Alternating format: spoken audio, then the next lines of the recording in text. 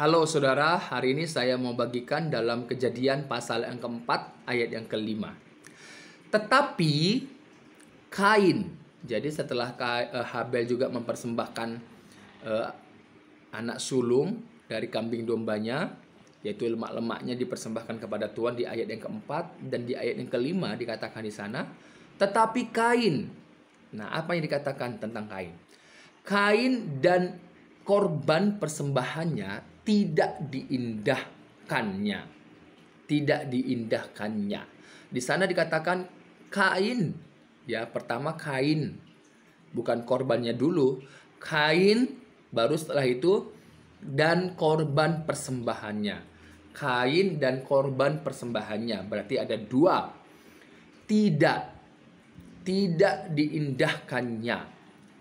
Kata tidak kalau kita lihat dalam 1 Yohanes 3 ayat yang ke-12. Coba kita baca. 1 Yohanes 3 ayat yang ke-12. Saya akan bacakan. Bukan seperti Kain bukan seperti Kain yang berasal dari si jahat dan yang membunuh adiknya. Dan apakah sebabnya ia membunuhnya? Sebab segala perbuatannya jahat dan perbuatan adiknya benar. Jadi dalam 1 Yohanes 3 ayat 12 dikatakan, bukan seperti Kain yang berasal dari si jahat. Nah, jadi yang pertama dikatakan di sana bahwa tetapi Kain dan korban persembahannya tidak diindahkannya. Ya, tidak berarti tidak diterima, tidak diresponi, tidak ditanggapi, dan tidak berkenan di hadapannya. Ya, diindahkannya. Nyanyi ini siapa? Nyanyi ini adalah Tuhan. Ya, Tuhan. Jadi Kain dan korban persembahannya tidak diindahkan Tuhan. Tidak diterima Tuhan. Tidak berkenan di hadapan Tuhan. Kenapa persembahan Kain tidak berkenan di hadapan Tuhan? Karena Kain tidak punya iman. Melakukan itu tidak punya dasar iman. Kalau Habel dalam Ibrani 11 ayat yang keempat, oleh iman Habel telah melakukan. Tidak seperti Kain di situ dikatakan. Jadi apa yang kita persembahkan, yang pertama, yang utama adalah iman. Iman yang menggerakkan sesuatu. Iman yang menggerakkan kita mempersembahkan sesuatu kepada Tuhan. Jadi iman ini timbul dari pendengaran akan firman Tuhan.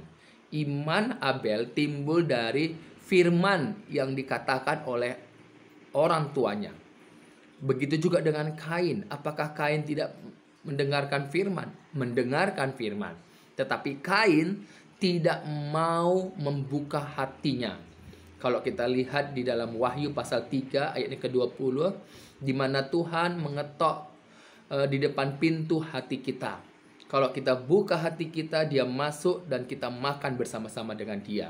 Artinya, kalau kita percaya sampai menyelesaikan dengan akhir, maka kita akan berada di dalam pernikahan anak domba. Di dalam makna rohani bahwa kita adalah sang mempelai perempuan, Kristus, dan Kristus adalah mempelai prianya. Ini makna rohani, ya, makna rohani yang bisa kita pahami. Jadi seperti Habel, dia mendengar firman dari orang tuanya, timbul imannya. Tetapi Kain tidak timbul imannya. Kenapa? Karena Kain tidak membuka hati. Ya. Sama yang terjadi dengan orang tua mereka pada waktu di Taman Eden. Setelah jatuh dalam dosa, siapa yang memanggil orang tua mereka? Manusia, di manakah engkau? Dalam Kejadian 3 ayat yang ke-9. Tuhan Allah yang memanggil. Kemudian diresponi. Manusia itu dan istrinya itu membuka hati. Artinya merespon. Respon mereka berkomunikasi. Setelah itu barulah Adam memberikan nama kepada istrinya, yaitu Hawa. artinya ibu dari semua yang hidup. Arti semua dari yang hidup adalah semua yang mengharapkan, yang menantikan, yang fokus, yang punya iman terhadap kabar baik yang dikatakan oleh Tuhan Allah, yaitu Mesias, ya, yang menghancurkan kepala ular dalam Kejadian 3 ayat yang ke-15. Inilah yang menjadi dasar iman orang tuanya, dan Habel juga percaya kepada apa yang disampaikan oleh Tuhan Allah kepada orang tuanya, dan dia mempersembahkan yang terbaik. Tidak seperti Kain, dia menutup hatinya dan dia tidak punya iman, dan apapun yang dia persembahkannya tidak berarti.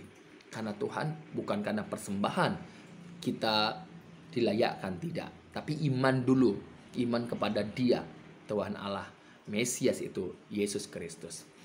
Apakah persembahan Kain buruk? Tidak, bagus persembahan Kain karena hasil dari apa yang dia tanam. Begitu juga dengan Habel, apa yang dia gembalakan itu yang dipersembahkannya, gitu. Begitu juga dengan hidup kita. Apakah Tuhan melihat, oh ini terbaik persembahanmu, oh ini kurang banyak? Enggak. Apapun yang kita persembahkan, Tuhan bukan itu yang menjadi ukuran, ya, bukan itu yang menjadi ukuran. Tetapi yang menjadi ukuran, yang menjadi berkenan kita di hadapan Tuhan adalah iman. Iman kepada janji keselamatan yang Allah telah tetapkan, ya, di mana di dalam Kejadian pasal 3 ayat 15 itulah yang dipegang oleh Adam, Hawa hingga sampai penggenapannya di dalam Yesus Kristus. Dan di dalam perjanjian baru kita percaya Yesus Kristus yang telah disalib, yang telah mati, dikuburkan, bangkit dan naik ke sorga, dan datang kembali kedua kalinya, seperti yang Yesus katakan dalam Wahyu bahwa aku segera datang, ya, segera datang. Inilah juga yang menjadi iman kita, pengharapan kita, bahwa oleh karena iman itu kepada Yesus Kristus dengan firman Allah yang telah kita dengar, dan itulah yang membuat apapun yang kita persembahkan yang terbaik, ya, berkenan juga. Jadi bukan korbannya dulu yang berkenan, tidak, tapi iman yang menggerakkan sesuatu, iman yang menggerakkan kita untuk mempersembahkan. Kalau iman yang menggerakkan, kita memberikan yang terbaik menurut ukuran iman itu, iman kepada Yesus Kristus.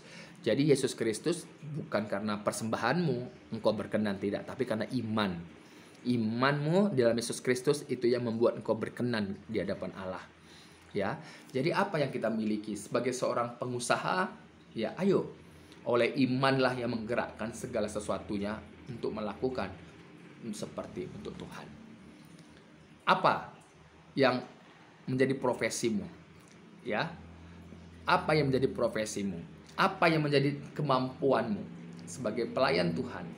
Oleh iman engkau mempersembahkan talentamu kepada Tuhan untuk kemuliaan bagi nama Tuhan, gitu dia.